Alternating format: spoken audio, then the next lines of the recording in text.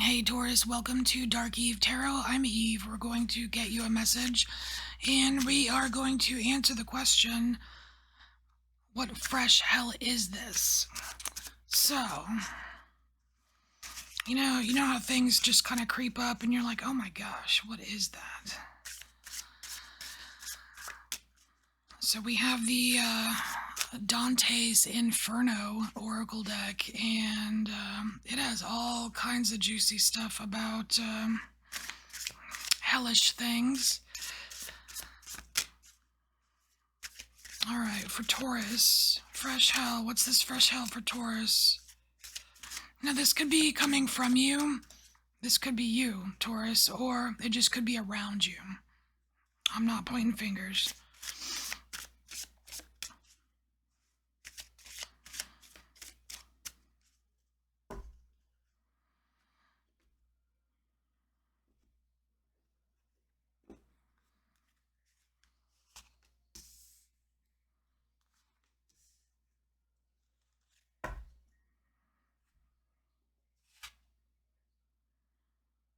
Ooh, what's this? Welcome respite.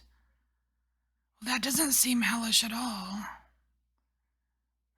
Let's see. It's a brand new oracle deck for me, so I haven't even looked at every card yet. I wanted to do it cold turkey. So let's look at the book and see, what is this welcome respite? Is it a trick or is it actually respite?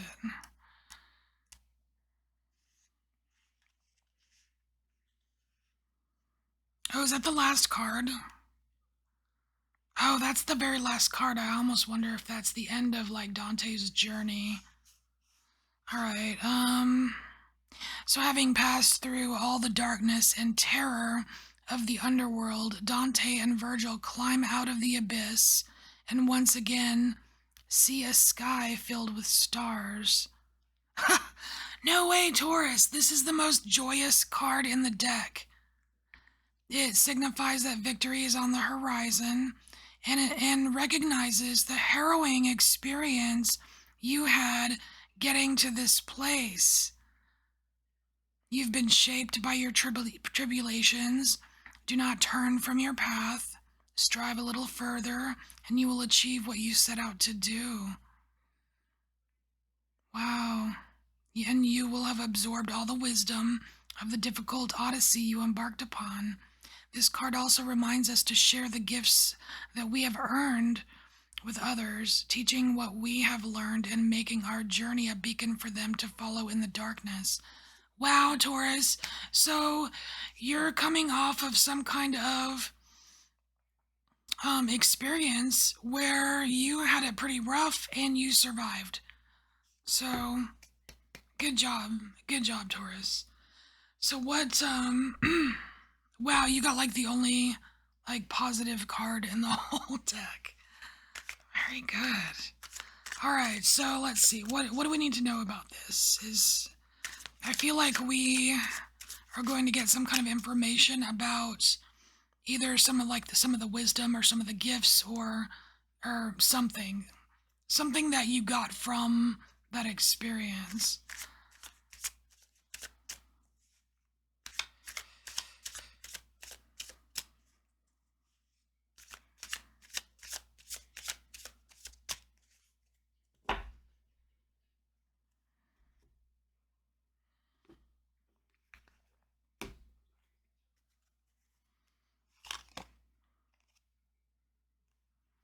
Well, there's the journey. You have like a vehicle right here with the chariot.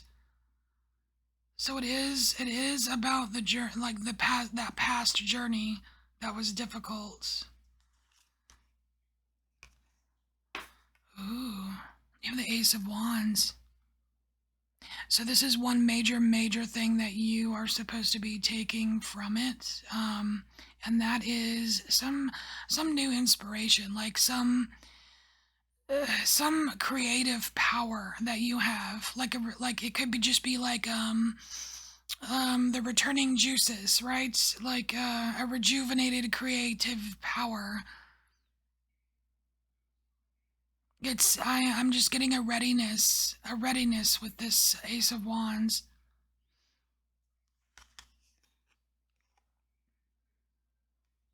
Ooh, nice. I don't know why this is nice, but it's the devil card. But the cool thing, I mean, I love my vampire deck. It's just so awesome. But the devil card here, it is to me. He looks more like a creepy hierophant or something. He doesn't look. He doesn't seem so devilish right here. He seems like someone you would go to for advice, or I'm not getting devil energy from this devil card. It's like he doesn't have there's no people chained or bound, or um he's not laughing at you, or you know what I mean? Like I'm not getting the standard devil energy. This just seems like it's almost as if after going through this, Taurus, you are able to approach this very knowledgeable person, entity, what have you, and have a conversation on the same level, as opposed to like maybe them being super way out of your reach and you're just like down here going, oh, I wish I knew as much as you, or you know what I mean? I just feel like you've gone up a step, or something like that. Perhaps you were intimidated. I mean, because just devil energy it could be very intimidating if you're, especially if you're one-sided, or if you've been told a certain thing your whole life about devil, devil, devil, or whatever. But now it's like you can stand up and you can maybe there's something that you need to face now, facing a fear, something that you're capable of doing now, whereas before you couldn't. Ooh. So here we have Hangman, yeah, because you have a completely new perspective. So the things that so what you've taken from this, it's like you've got this excellent vehicle, right?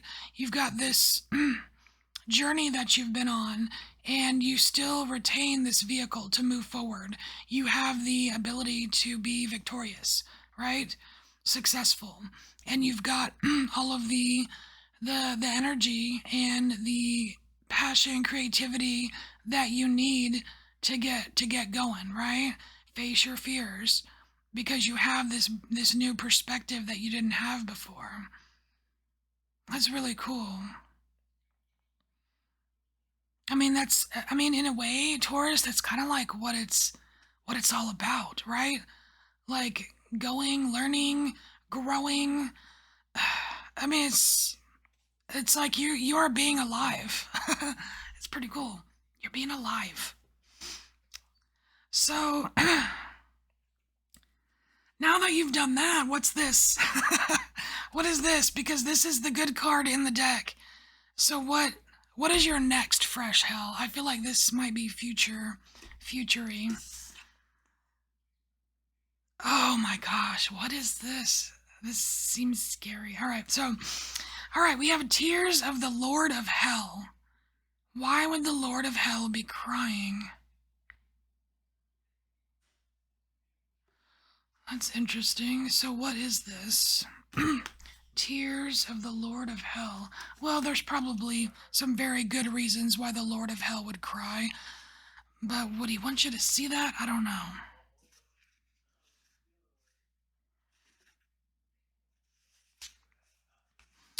So at long last, Dante has reached the master of the 9 circles of hell and its chief prisoner. Frozen in place, Lucifer's three, oh, it's Lucifer. Lucifer's 3 heads chew upon Judas, Brutus, and Cassius as he wallows in his misery. So perhaps the greatest surprise of the poem is that the terrible Dark Lord and enemy of mankind spends eternity weeping, trying to escape his fate. His wings raise a tremendous gale that freezes his tears, locking him in place, reminding us that even though we know our actions harm us, We may repeat them over and over. Mistakes are our greatest teachers, if only we can avoid descending into self-pity and regret. So ask yourself, what is the error you are making that you know you have made before? Break free of the narrative you've been living and put an end to your self-imposed suffering. Aww. All right, Taurus. So, tears of the Lord of Hell. So in this instance, this is your hell. This is your hell. You are Lucifer. I'm not saying you're Lucifer, but you know what I mean. Like in that story, like there's still some kind of element of self-pity that is having a negative effect on you.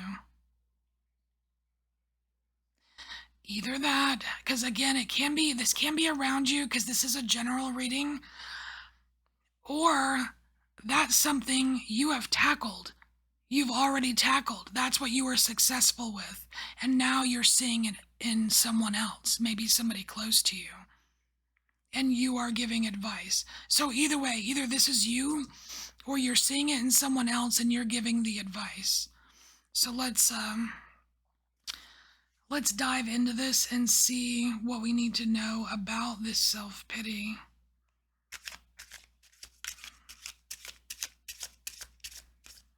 Because it's true. It's like the more you pity yourself, the more frozen and stuck you get into just being that way all the time, and you're freaking stuck.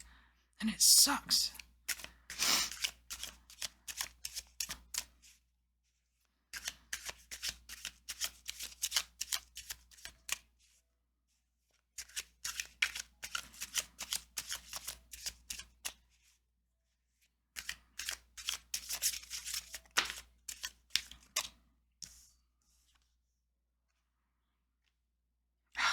Exactly. We have the Nine of Decay here, and it's alienation. I mean, imagine how freaking lonely, oh my gosh, imagine how freaking lonely that is. Just that existence. And the thing is, you get more alienated, right? Because, like in the beginning of the whole self-pity journey, it's like, people listen to you, right? But then after a while, it's like people get tired of hearing it. They're like, do something about it already. And then like less people want to hear your problems and then you're all alone sitting there just like all soggy in those stagnant tears or whatever. Oof.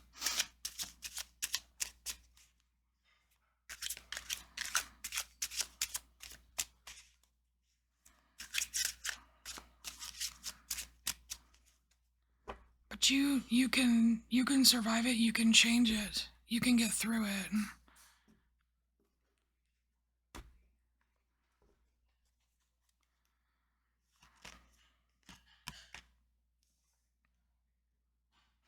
You can end it.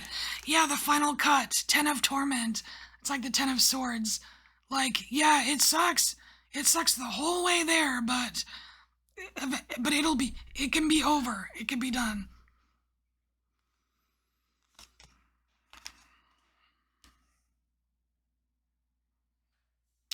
So we have the Two of Rage here. It says Fire Escape. I'm not really jiving with the word escape because you can't escape going through this, but you can end it, right? You can end it. I don't know that you can escape it. And so the Two of Rage, that is more like the Two of Fire, the Two of Wands. And what is the Two of Wands? Usually, for me, it's directional.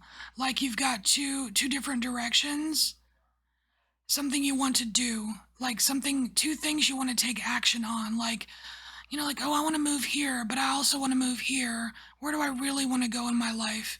But you kind of already know because you got one hand on the wand of choice, sometimes. So basically, I'm because this is general, I'm just going to say there's options here. You've got a couple options of how either you can solve this for yourself or you can help solve it for someone else. Two courses of action. And then we have the wheel. So some people aren't going to like this, but the wheel, there are elements of fate and destiny when it comes to the wheel.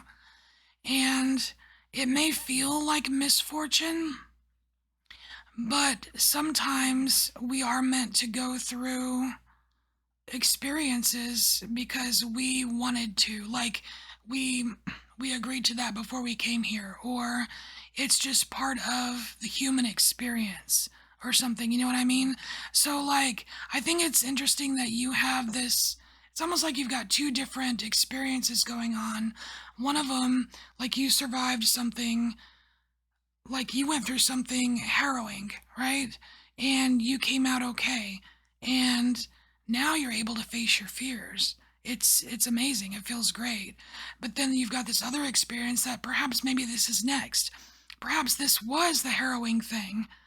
But either way, you can use that wisdom, you can use that experience and help somebody else. You know what I mean? If that's the case. All right, Taurus, this is your message, and I will see you next time. Bye.